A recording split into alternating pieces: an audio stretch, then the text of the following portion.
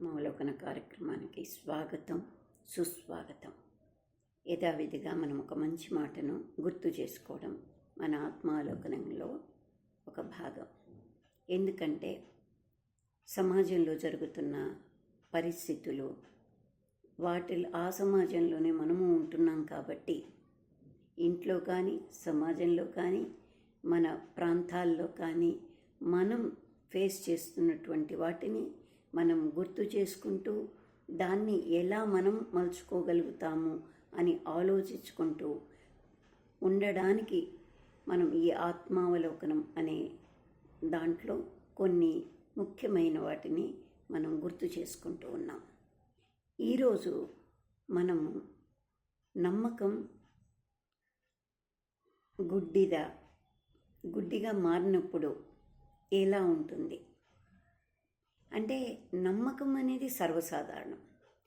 నమ్మకం అనేది ప్రతి వారి పట్ల ఉండాల్సిందే. అలా లేకపోతే మనము దినచర్యలో గడపలేము. ప్రతి ఒక్కరిని నమ్ముతూ ఉంటాం, కానీ నమ్మకం గుడ్డిగా మారకూడదు. గుడ్డిగా మారడం అంటే ఏంటి? దాని లోతు, దాని ఆలోచన అంటే దాని గురించి ఆలోచించుకోవడం అనేది మన కర్తవ్యం. ఏదీ లేకుండా ఒక్కొక్కసారి గుడ్డిగా నమ్మడం వల్ల మనం గుడ్డిగా మోసపోయే పరిస్థితి వస్తూ ఉంటుంది. అది నివారించుకోవాలి అంటే మన జాగ్రత్తలు మనం తీసుకోవాల్సి ఉంటుంది. గుడ్డిగా నమ్మేశాం, మేము మోసపోయాం అంటుంటారు. ఇప్పుడు రోజుల్లో చాలామంది నోట వింటున్నాం. అంటే ఏంటి? గుడ్డిగా నమ్మడం అంటే ఎందుకు నమ్మాలి? అది మనం లోతుగా చాయిస్ తీసుకునేటప్పుడు, ఒక ఇన్వెస్ట్మెంట్ చేసేటప్పుడు కానీ, లేదు అంటే లైఫ్ని షేర్ చేసుకోవడానికి నిర్ణయాలు తీసుకున్నప్పుడు కానీ, లేదు ఏదైనా ఎక్కువ ప్రాధాన్యత ఉన్న వాటిని, మామూలు నమ్మకం వేరు, అలాంటి టైంలో నమ్మడం వేరు. అది గుడ్డి నమ్మకంగా తీసుకొని దానివల్ల మోసపోతూ ఉంటాం. అది అవసరమా? తప్పు కాదా? గుడ్డి నమ్మకం వేరు, నమ్మకం వేరు. సర్వసాధారణంగా ఎవరిని నెగిటివ్గా ఆలోచించాల్సిన అవసరం ఉండదు. కానీ నిజంగా మనం ఒక దాంట్లో ఒక ఫీల్డ్లో ఎంటర్ అవుతున్నప్పుడు, లైఫ్లో కానీ, లేదు మన ఆస్తుల విషయంలో కానీ, లేదు ఏదైనా ఒక పెద్ద మొత్తంలో ఇన్వెస్ట్ చేసినప్పుడు కానీ, పెద్ద నిర్ణయాలు తీసుకునేటప్పుడు గుడ్డి నమ్మకాలు అంత మంచిది కాదు. అందుకని కొన్ని యాడ్స్ వస్తుంటాయి, కొన్ని జరుగుతూ ఉంటాయి. అలాంటప్పుడు మనకు ఏది ప్రిఫరబుల్, మనకు ఏది అంటే నెగిటివ్గా మనకు ఎఫెక్ట్ ఉండదు అనే వాటిని ఆలోచించి ఆచితూచి తీసుకోవాలి. నమ్మిచ్చేవాడు ఎప్పుడూ ఉంటాడు, కానీ నమ్మాక నువ్వు నమ్మావు కాబట్టి నిన్ను మోసం చేశాను అంటారు. అప్పుడు మన పరిస్థితి ఏంటి అని మనం ఆలోచించుకోవాల్సి ఉంటుంది. అందుకని గుడ్డి నమ్మకంగా ఎప్పుడు ముందుకు అడుగు వేయకూడదు. అది వేసినాడు మనం ఎవరిని ప్రశ్నించడానికి ఉండదు. మనం ఆలోచించి ఆచితూచి ఏ సబ్బు కొన్నా ఆలోచిస్తామే. ఎందుకంటే అది మన స్కిన్కు పనికొస్తుందా, దాంట్లో ఉన్నవి మనకేమన్నా ఎఫెక్ట్ ఇస్తాయా, లేదు ఏదైనా ప్రాబ్లమ్స్ ఉన్నాయా అని 1-2 సార్లు ఆలోచిస్తుంటాం.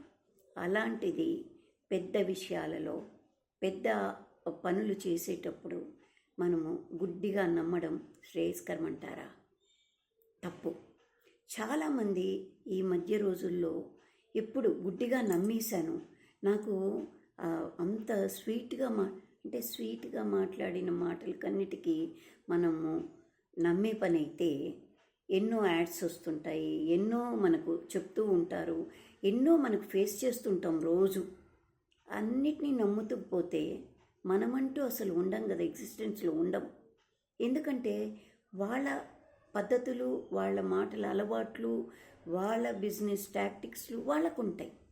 ఇప్పుడు ఏటీఎం బ్యాంకులు వాళ్ళు ఫోన్ చేస్తుంటారు, కార్డ్ తీసుకోండి. మనకు అవసరమైతే తీసుకుంటాం, అవసరం కాకపోతే వద్దు అనుకుంటాం. లేదు మీకు ఈ లోన్ శాంక్షన్ అయిపోయిందని కూడా చెప్తుంటారు.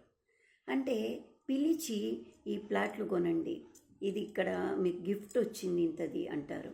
అక్కడికి పోతే ఏం జరుగుతుంది అంటే వాళ్ళ ల్యాండ్ వాటిని మెస్మరైజ్ చేసి వాటిని మన మీద అంటే పర్చేస్ చేయమని ఫోర్స్ చేయడం, లేదు అట్రాక్ట్ చేయడం ఏవో జరుగుతుంటాయి.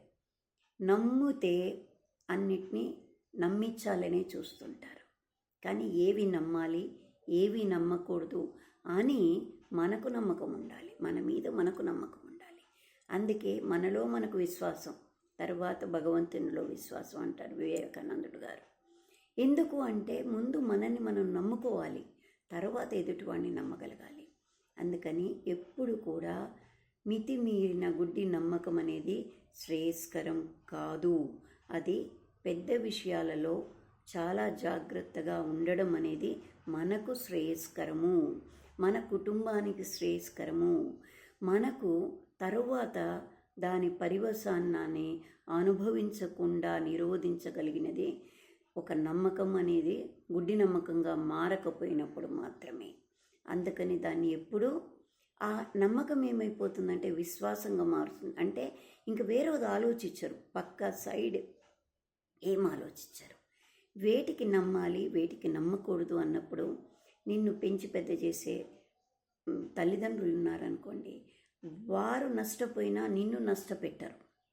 లేదు ఒక వైద్యుడు ఉన్నాడు, పూర్తిగా మనం నమ్మి ఆయన దగ్గరికి పోయాం, ఈ మెడిసిన్ కరెక్ట్గా వాడాలి అన్నప్పుడు అది కరెక్ట్గా వాడితే మనకున్న డిసీజ్ క్యూర్ అవుతుంది. అప్పుడు నమ్మి పర్ఫెక్ట్గా వాడుకో, దానివల్ల నష్టం ఉండదు.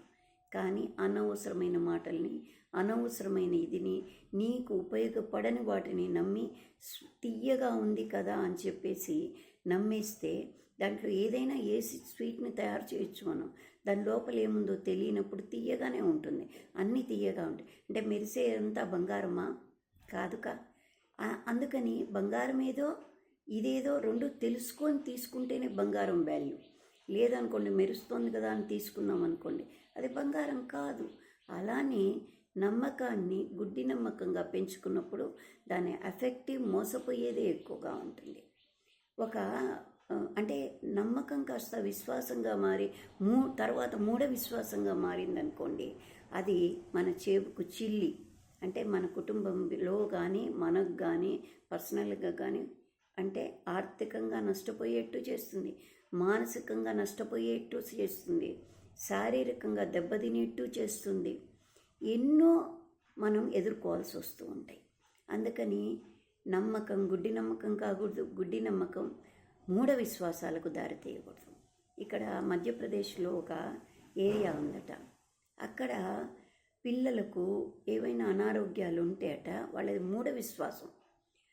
వాళ్ళు ఏం చేస్తారంటే రాడ్స్ని కాల్చేట పొట్ట మీద కాలుస్తారట పిల్లలకి. ఎంత మూఢ విశ్వాసమో కదా. ఇలా ఎన్నో ఉన్నాయి.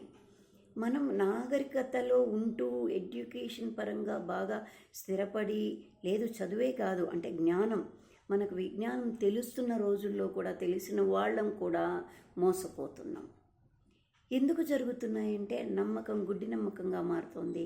అది అంటే ఏం జరగదు నాకు తెలుసులే అనే ఒక చిన్న నెగ్లిజెన్స్ కూడా అది మనం ముంచే ప్రయత్నాలు జరుగుతున్నాయి.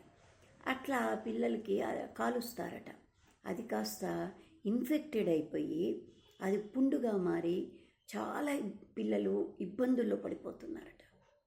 అంటే కొంతమంది దాన్ని ఆ మూఢనమ్మకాల నుంచి బయటికి రావాలి, తప్పు ఇది అని చెప్పేందుకు కొంతమంది దానికి కంకణం కట్టుకుంటున్న వాళ్ళు కూడా ఉన్నారు.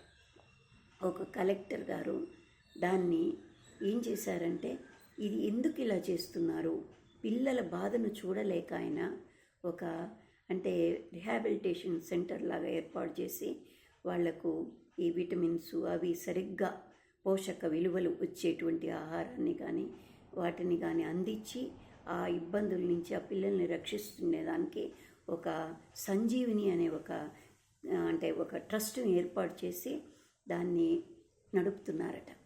అంటే ఈ విశ్వాసాలు, ఈ నమ్మకాలు ఎక్కడికి దారితీస్తున్నాయి? పూజలు చేయండి, ఇవన్నీ చేయండి, అవన్నీ చేయండి, మీరు మిరాకిల్ వచ్చేస్తుంది, మీ డబ్బంతా మీ చేతుల్లో చేరిపోతుంది అంటారు. నిజంగా జరిగిపోతాయి అంటారా? జర ఆలోచించండి. భక్తి ఉండడం కరెక్టు, కానీ ఆ భక్తి మూఢంగా మారిపోయి ఎవరేది చెప్తే అది నమ్మేసి పిచ్చిగా చేసి మనం నష్టపోతూ దానివల్ల బాధపడుతూ దానివల్ల ఉపయోగాన్ని పొందకపోవడం ఎంతవరకు కరెక్ట్ అంటారు? అలానే ఎన్నో మనకు అది వాడండి ఇది వాడండి మీరు బ్రైట్గా అయిపోతారు, తెల్లగా అయిపోతారంట. మనం న్యాచురల్గా పుట్టిన ఒక రంగు అది ఫ్రెష్గా ఉన్నప్పుడు దాని కళ వేరుంటుంది. కానీ అవి వాడంగానే మనం బ్రైట్గా తెల్లగా మారిపోయి అసహజంగా ఎలా జరుగుతుంది? మనం నమ్మాలి కదా. ఫ్రెష్నెస్ వస్తుంది కరెక్టే, కానీ అవి మన ఇంట్లో కూడా వాడినా ఫ్రెష్నెస్ వస్తుంది. కానీ పోనీ ఇప్పుడు రోజులు కాబట్టి మనం వాడుతున్నాం, ఓకే.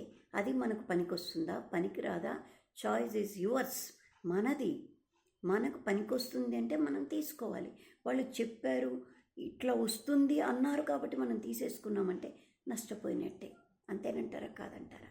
అందుకని నమ్మకం ఎవరి మీద పెట్టాలి, ఎలా పెట్టాలి, ఎంతవరకు పెట్టాలి, ఆ నమ్మకం అవధులు దాటి అది మూఢ విశ్వాసంగా మూఢనమ్మకాలుగా పోకుండా ఉన్నంత వరకు అది మనకు శ్రేయస్కరంగా ఉంటుంది.